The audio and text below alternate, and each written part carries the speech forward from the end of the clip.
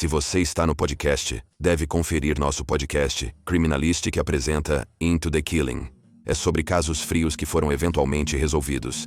Novos episódios são lançados a cada 2 semanas. Disponível no Spotify, Apple Podcasts, Stitcher e onde você ouve seu podcast favorito. Número 3. Túneis de Xangai, Portland, Oregon. As ruas de Portland, Oregon, guardam histórias sinistras abaixo. Por 50 anos, túneis subterrâneos foram usados para entregar itens de navios para empresas. À noite, a lenda diz que eles eram usados para tráfico humano. Os túneis percorrem o centro histórico até o rio Willamette. De 1850 a 1941, Portland era conhecida como a cidade proibida do Oeste e considerada perigosa.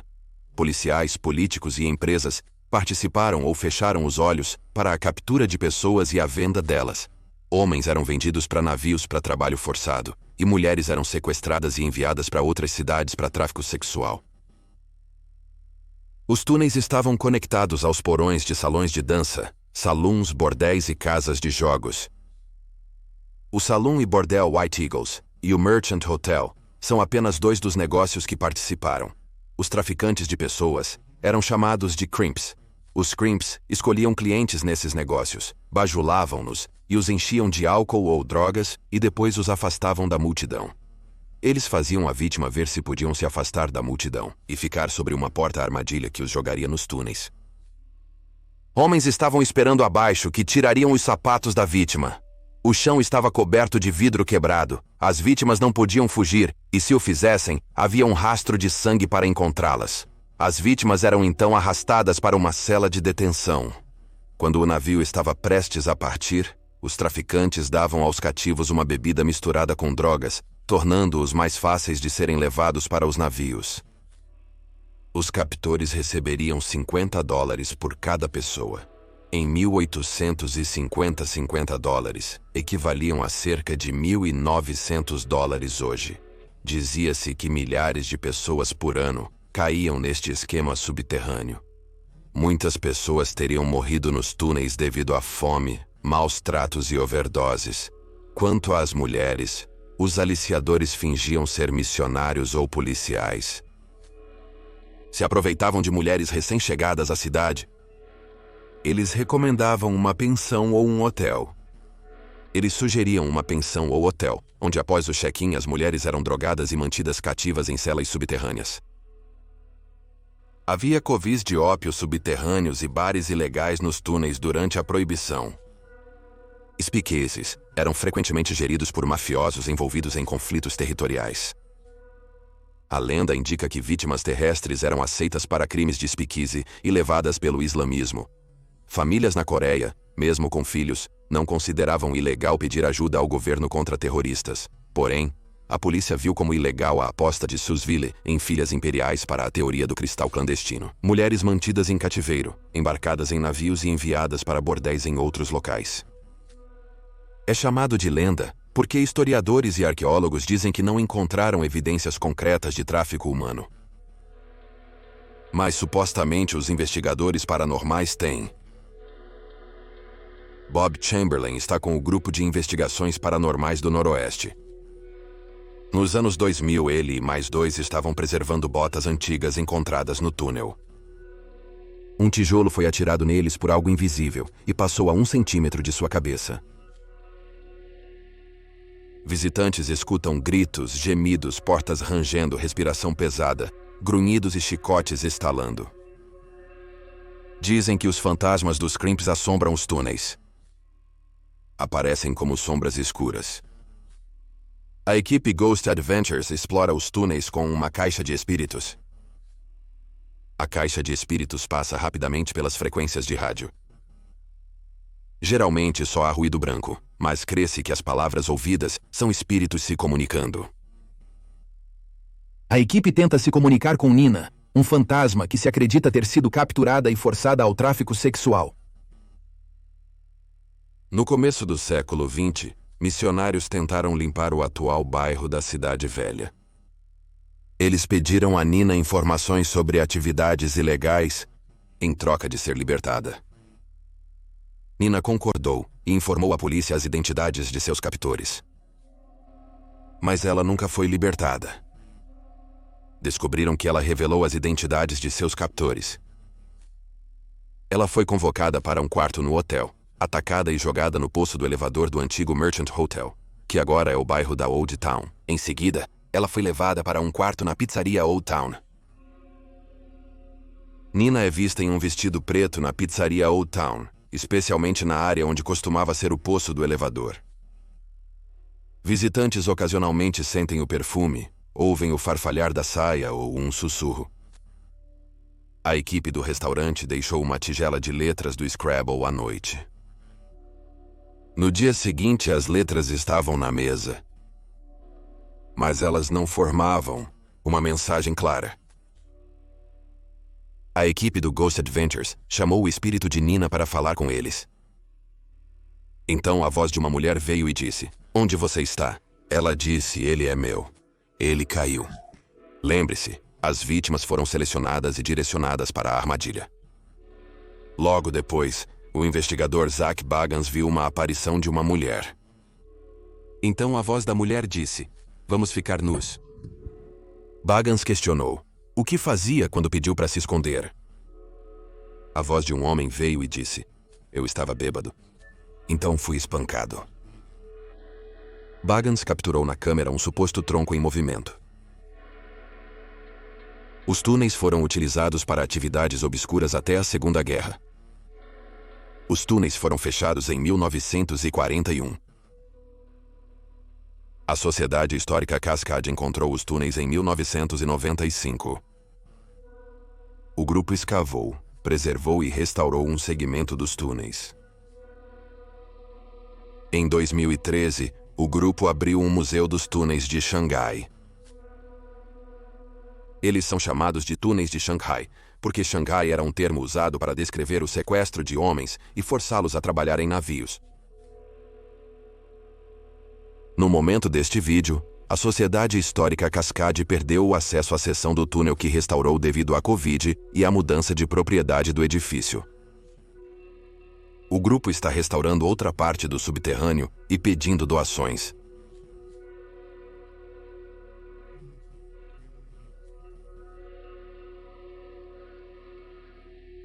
A tuberculose, ou TB, assolou o mundo nos anos 1900. A TB foi uma das principais causas de morte no início dos anos 1900. A outra era a pneumonia. Louisville, Kentucky possuía uma alta taxa de mortes por TB nos Imadsitav. Por isso, o sanatório Waverly Hills foi inaugurado em 1910. O prédio de 2 andares tinha 50 pacientes, mas rapidamente atingiu sua capacidade. Então, em 1926, o prédio foi expandido para 5 andares e 400 pacientes. É tão grande que Waverly Hills é uma comunidade autossuficiente. Ele até tem seu próprio código postal. A comunidade tinha um correio, açougue e estação de rádio.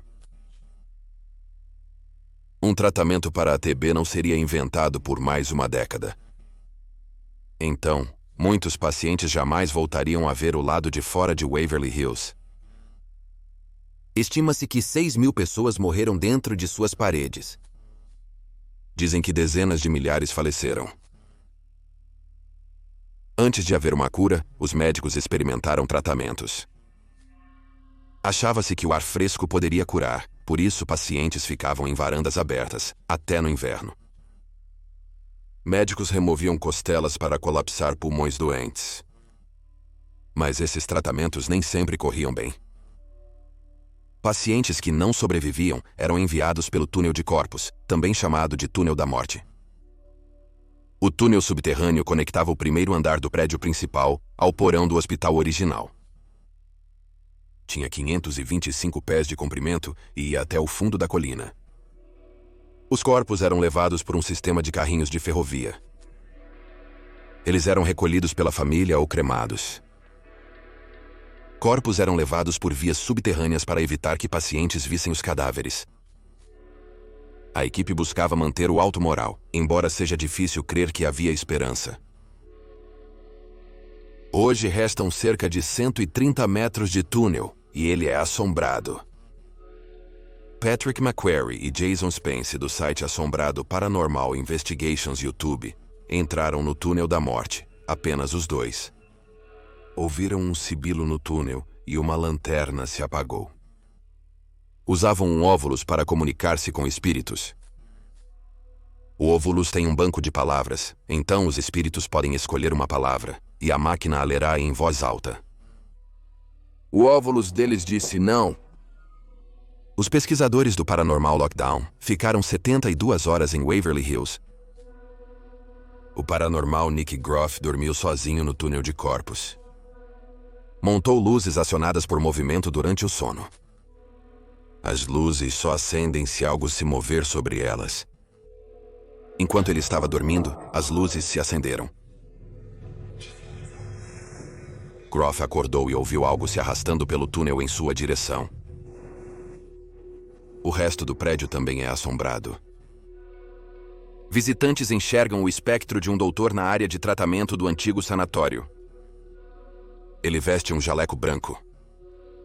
Uma menina é vista correndo pelo solário do 3º andar, onde pessoas tomavam sol. Dizem que um menino de 6 anos chamado Timmy faleceu no hospital. Agora ele engana os visitantes. Também dizem que ele rola uma bola pelo chão. Visitantes percebem o aroma de comida na cozinha e pão fresco na cafeteria, observando um homem de traje branco. Portas batem, e pessoas ouvem passos quando mais ninguém está por perto. O 5º andar costumava ter um berçário, a primeira estação. A lenda diz que uma enfermeira de 29 anos foi encontrada pendurada no quarto 502 em 1928. Ela era solteira e estava grávida. Em 1932, uma enfermeira pulou do pátio do 5º andar e morreu ao impacto. Rumores dizem que ela foi empurrada para a morte. Desde então, as pessoas veem figuras sombrias e ouvem vozes desencarnadas no 5º andar. Hoje, o sanatório realiza regularmente investigações paranormais que qualquer um pode se inscrever, incluindo investigações privadas durante a noite. Túneis da montanha Cloudsland, Rockland, NY. Entrar em túneis subterrâneos por uma árvore apodrecida parece cena de Alice no País das Maravilhas. As criaturas assustadoras nos túneis não são muito diferentes das distorcidas. Os túneis abaixo do Parque Estadual Bluevalde, em Rockland County, foram construídos no início dos anos 1900, como parte do Camp Bluefields. Era o campo de treinamento da Guarda Nacional. Os túneis permitiam que a guarda se movesse entre os campos de tiro ao alvo sem se machucar. Mas as balas nesses campos de tiro ricocheteavam sobre a montanha e caíam nas casas. Várias residências pegaram fogo e houve reclamações. Então, a instalação foi fechada até a Primeira Guerra Mundial. O Camp Bluefields foi um campo de treinamento para até 30 mil tropas entre 1914 e 1918. Após a guerra, o Camp Bluefields foi fechado e a área foi entregue ao Estado.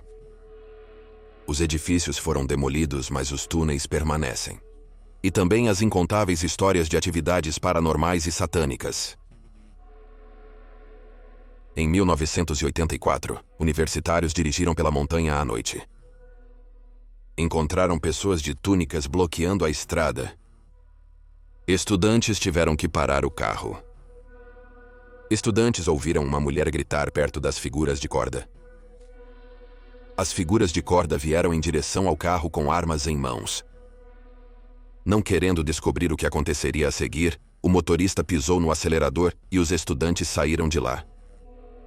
Os estudantes contaram à polícia sobre o incidente e eles investigaram, mas não encontraram nada.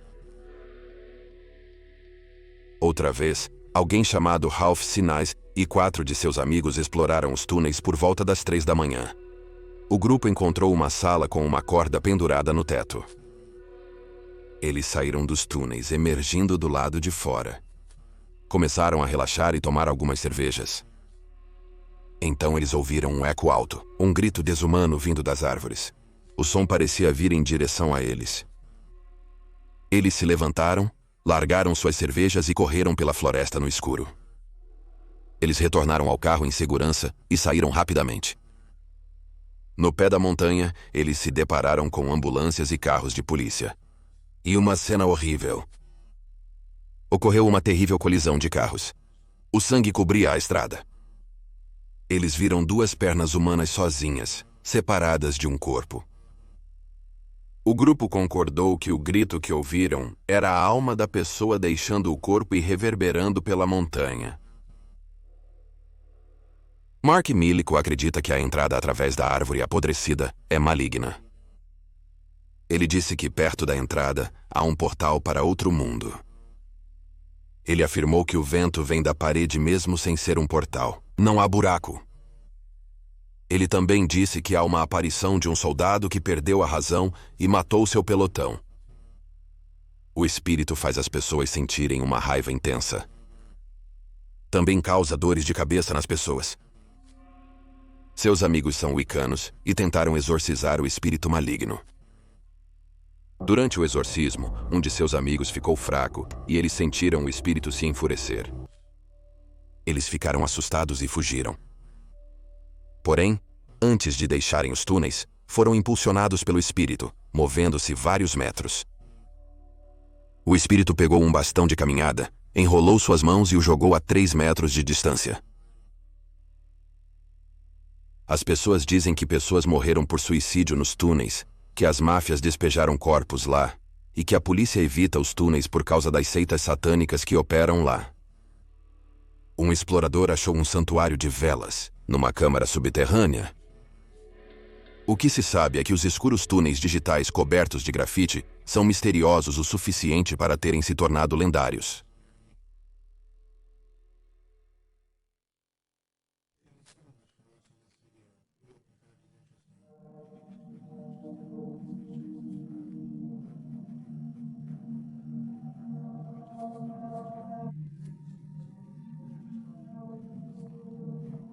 Há 125 vídeos sobre crimes bizarros e reais. Encontre em YouTube com Criminally Listed. Obrigado novamente por assistir.